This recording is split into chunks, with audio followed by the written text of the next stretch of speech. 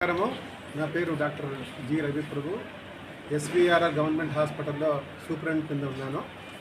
నాతో పాటు paediatrics HOD doctor Manohar గారు, అలాగే ప్రొఫెసర్ జయచంద్ర నాయుడు గారు, అలాగే సిఎస్ఆర్ఎంలో సుబ్బలక్ష్మణ్ గారు, అలాగే ఈఎన్టీ ప్రొఫెసర్ గారు డాక్టర్ శ్రీనివాస్ గారు ఉన్నారు.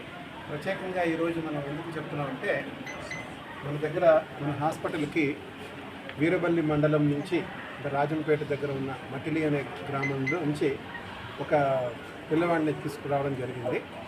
వీళ్ళు 16వ తారీఖు ఎర్లీ మార్నింగ్ రావడం జరిగింది. అయితే అంతకుముందు ఎందుకు వచ్చారంటే, ఇక్కడికి చైల్డ్కి ఏమో చాలా 10 రోజుల క్రితం నుంచి దగ్గు, అలాగే వామిటింగ్స్ అవ్వడము, అలాగే రాత్రిపూట గురక రావడం జరుగుతుండేది.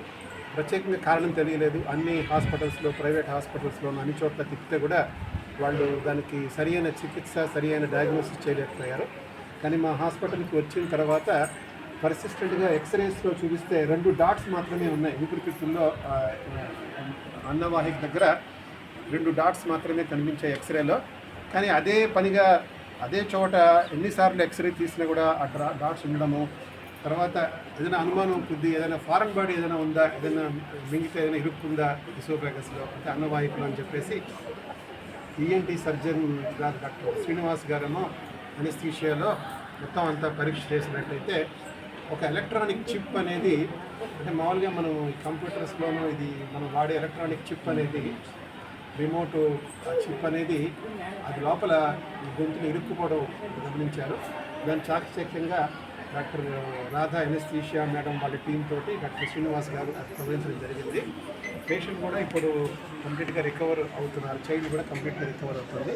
ఇంకా 2-3 రోజుల్లో డిశ్చార్జ్ చేయడం జరుగుతుంది. ఇప్పుడు కంప్లీట్గా నార్మల్గా.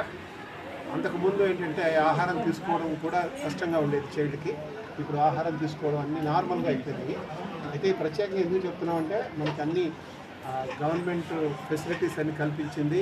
ఆ ఇన్స్ట్రుమెంట్స్ ద్వారా, గవర్నమెంట్ ఇచ్చిన ఇన్స్ట్రుమెంట్స్, కాస్ట్లీ ఇన్స్ట్రుమెంట్స్ ద్వారా ఇది రిజిడ్ ఇసోఫాగోస్కోప్ అనే ఇన్స్ట్రుమెంట్ ద్వారా ఇది తీయడం జరిగింది. అలాగే ప్రజలు కూడా ఏంటంటే, ప్రత్యేకంగా ఈ ఎలక్ట్రానిక్, ఇవాళ స్వచ్ఛ ఆంధ్రప్రదేశ్లో భాగంగా ఎలక్ట్రానిక్ వేస్ట్ అని మనం సక్రమంగా దాన్ని పారవేయాలి అనే సిద్ధాంతంతో గవర్నమెంట్ మనకి డైరెక్షన్స్ ఇచ్చింది. అందుకని ప్రత్యేకంగా ఏంటంటే, పిల్లలకి అందుబాటులో ప్రత్యేకంగా ఎలక్ట్రానిక్ వస్తువులు ఉన్నట్టయితే ఏమవుతుందంటే, అది ఎక్స్రేలో కూడా కనిపించకుండా ఉంటుంది. అందుకన్నా అది ఏదైనా ప్రాబ్లం వస్తే కూడా డాక్టర్స్, ఎక్స్పర్ట్స్ ఏమంటున్నారంటే ఇంకా కాంప్లికేషన్స్లో కూడా రావచ్చు అవకాశం ఉంది. మనకు అదృష్టం కొద్దిగా ఏంటంటే ఈ 10 రోజుల్లో మనకు తెలియడం వల్ల ఎక్కువ కాంప్లికేషన్స్ రాకుండా ఉంది. అందుకని ప్రజలు కూడా ఏంటంటే, పిల్లల దగ్గర ఇటువంటి వాళ్ళ దగ్గర ఎలక్ట్రానిక్ వస్తువులు ఇవన్నీ కూడా చాలా జాగ్రత్తగా ఉంచాలి, లేకపోతే చాలా ప్రమాదంతో కూడిందని చెప్తున్నాము. అలాగే ఇటువంటి ఆపరేషన్, క్లిష్టమైన ఆపరేషన్ చేసినందుకు, అలాగే ఈ పీడియాట్రిక్స్ ప్రొఫెసర్స్, అసోసియేట్స్, వీళ్ళందరూ నర్సింగ్ స్టాఫ్, అలాగే ఫార్మసీ స్టాఫ్, వీళ్ళందరూ కూడా ఇందులో ఈ పేషెంట్ కంప్లీట్గా రికవర్ కావడానికి సహాయపడ్డారు. ఆ పీజీస్కి, డాక్టర్స్కి అందరికీ కూడా మా హాస్పిటల్ తరఫున అభినందనలు తెలియజేస్తాను. Thank you.